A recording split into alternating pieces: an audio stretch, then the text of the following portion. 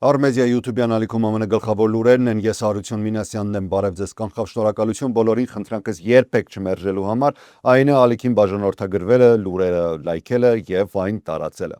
Սկսենք լուրերից, օրվա նախագահ Դոնալդ Թրամփը Սպիտակ տանը հայտարարել է, որ Վաշինգտոնը շարունակում է ակտիվ բանակցությունները Իրանի հետ, ընդգծելով, որ գործընթացում ներգրաված են մի քանի բարձրաստիճան պաշտոնյաներ, այդ թվում փոխնախագահ Ջեյ Դի Վենսը, պետքարտուղար Մարկո Ռուբիոն եւ խորհրդական Ջարեդ Քուշները։ Նրա խոսքով բանակցություններն ընթանում են մի քանի ուղղություններով եւ Թեհրանը հետաքրքրված է համաձայնության հասնելու հարցում։ Թրամփը միաժամանակ նշել է, որ Միացյալ Նահանգները գտնվում է ուժեղ բանակցային դիրքում, պատճառաբանելով դա վերջին ռազմական գործողություններով։ Նրա խոսքով ռազմական ճնշումն ուղեկցվում է դիվանագիտական գործընթացով եւ հենց այդ համադրությունն է ստիպում Իրանի ղեկավարությանը գնալ բանակցությունների։ Թրամփը շեշտել է, որ հիմնական պահանջը մնում է անփոփոխ, Իրանը պետք է միջուկային զենք չունենա։ Նախագահը ակնարկել է, որ Իրանում տեղի ունեցող զարգացումները կարելի է դիտարկել որպես ռեժիմի փոփոխություն, նշելով, որ երկրի նախկին ղեկավարությունը փաստացի վերացված է եւ այժմ ձևավորվում է նոր ղեկավար կազմ։ Նա ընդգծել է, որ Միացյալ Նահանգները գործ ունի նոր ուժերի հետ, որոնց հետ փորձում է հասնել համաձայնության։ Թրամփը առանձնահատուկ ընդգծել է ամերիկյան զինված ուժերի տեխնոլոգիական առավելությունը, հայտարարելով, որ Միացյալ Նահանգներն ունի աշխարհի ամենահզոր բանակը եւ ամենաբարձր մակարդակի ռազմական տեխնիկան։ Նա անդրադարձել է նաեւ միջազգային համագործակցությանը, նշելով, որ Միացյալ Նահանգների դաշնակիցները, այդ թվում Սաուդյան Արաբիան, Արաբական Միացյալ Էմիրությունները, ՆԱՏՕ-ի գործընկերները տարբեր մակարդակներով ներգրաված են գործընթացներում եւ աջակցում են գործողություններին։ Եզրափակելով, նախագահ Դոնալդ Թրամփը հայտարարել է, որ նախընտրում է հասնել հակամարտության ավարտին առանց նոր կորուստների, սակայն ընդգծել է, որ անհրաժեշտության դեպքում Միացյալ Նահանգները պատրաստ է շարունակել ռազմական գործողությունները մինչև իր նպատակների լիարժեք իրականացումը։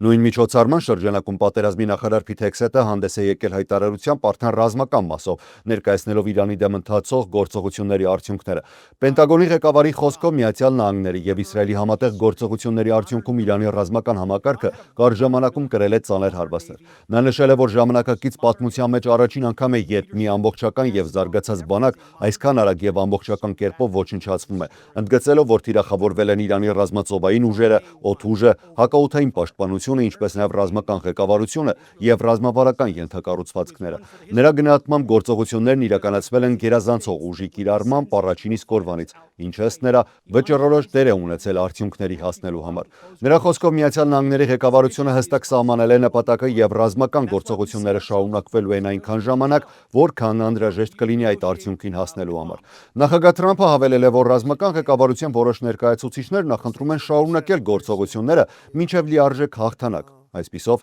Միացյալ Նահանգների վարչակազմը միաժամանակ վարում է ինչպես ռազմական, այնպես էլ դիվանագիտական ճնշման քաղաքականություն, նպատակ ունենալով հասնել Իրանի նկատմամբ ռազմավարական նպատակների իրականացմանը։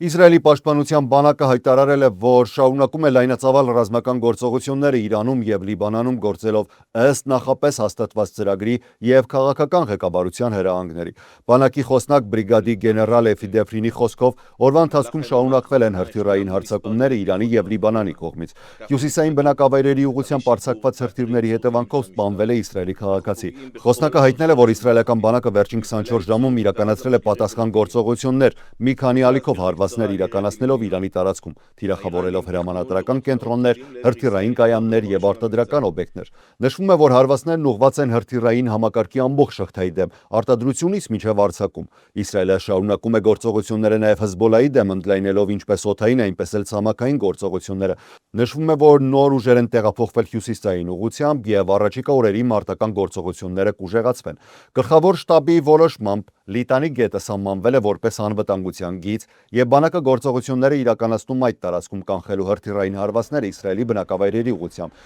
Դեֆրին ընդգծել է, որ բանակը գործում է ըստ հաստատված ծրագրի եւ չի մեկնաբանում հնարավոր քաղաքական համաձայնագրերը եւ շարունակելու է գործողությունները կենսական սպառնալիքները վերացնելու նպատակով։ Այս հայտարարությունից ավելի վաղ Իսրայելի պաշտպանության նախարար Իսրայել Կացը Սպառնացել էր Լիբանանի կառավարությանը, որ երկիրը կարող է կորցնել տարածքներ, եթե չզինաթափի Հեզբոլլահին։ Իսրայելը ոչնչացրել է Լիտանի գետը հատող 5 կամուրջ ու արագացրել է սահմանաբերձ լիբանանյան գյուղերում տների քանդումը։ Կացը հայտարարել է. սկզբունքը պարզ է, եթե կա ահաբեկչություն եւ հրթիռներ, ապա չեն լինի տներ եւ բնակիչներ, իսկ Իսրայելի պաշտպանության բանակը կմնա այդ տարածքում։ Միջազգային իրավունքի համաձայն քաղաքացիական ենթակառուցվածքների, այդ թվում տների եւ կամուրջների վրա հարձակումները որպես կանոն արգելված են։ Իսրայելը հարվածել է նաև Բեյրութի մոտ գտնվող Բիշամուն քաղաքի բնակելի շենքի։ Լիբանանի առողջապահության նախարարության տվյալներով զոհվել է 3 մարդ, այդ թվում փոքր երեխա։ Լիբանանում Իսրայելի հարվածները լայնածավալ ավերածությունների են հանգեցրել եւ խլել են ավելի քան 1000 մարդու կյանք։ Ավելի քան 1 միլիոն մարդ էլ հարկադրված է եղել լքել իր տունը։ ՄԱԿ-ի մարդու իրավունքների հարցերով բարձր հանձնակատարը քննադատել է Իսրայելի գործողությունները, հատկապես զանգվածային տարհանման հրամանների կիրառումը։ Պատերազմական թեմաներից դուրս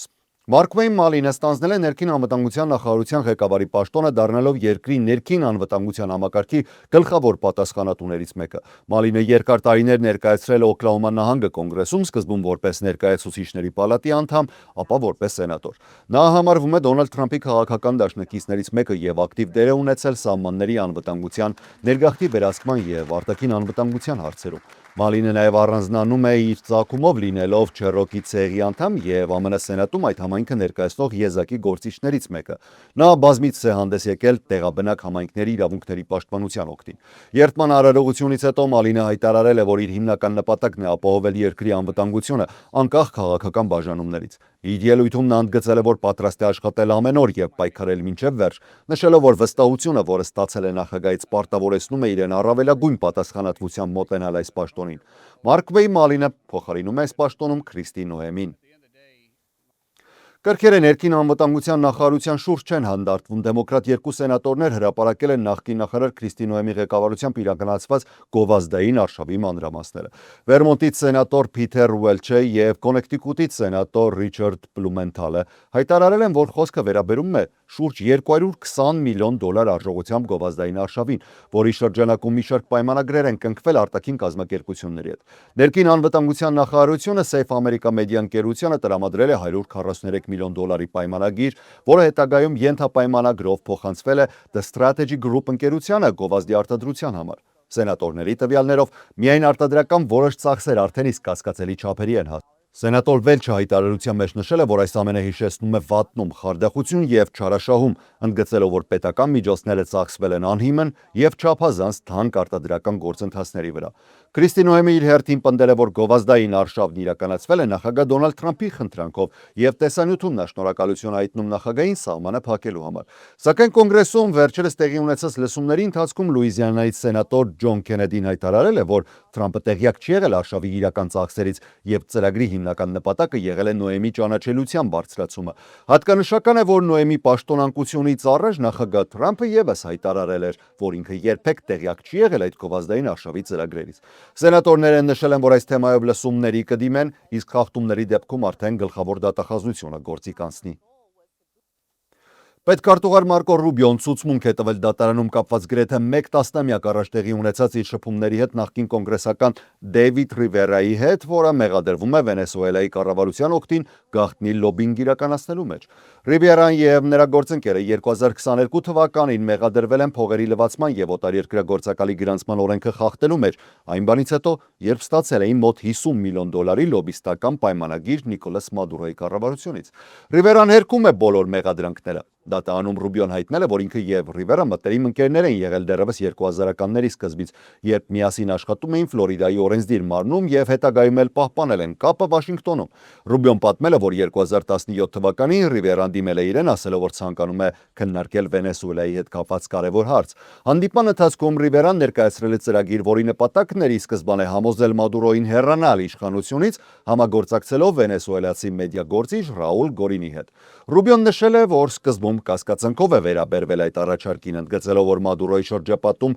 բազմաթիվ են երկակի խաղացողները, սակայն հավելել է, որ եթե անգամ փոքր հավանականություն կա, որ ծրագիրը իրական է, ինքը պատրաստ է տեղեկացնել այդ մասին Սպիտակ տանը։ Չնայած Ռուբիոյի ներգրավվածությանը մեղադրական եզրակացությունում որևէ նշում չկա, որ նա խախտել է օրենքը։ Դատախազության պնդմամբ լոբիստական պայմանագրի նպատակն էր արդեն ազդել Թրամփի վարչակազմի վրա, կարգավորելու հարաբերությունը Մադուրոյի կառավարության հետ։ Ըստ նրանց, մեղադրյալներն օգտագործել են գաղտնագրային բառեր հաղորդակցության մեջ, օրինակ Ռուբիոյին անվանելով փոքր կուբացի, Դելսի Ռոդրիգեսին, որն այժմ նախագահն է Վենեսուելայի, կարմիր հագած տիկին, իսկ միլիոնավոր դոլարները սեխեր։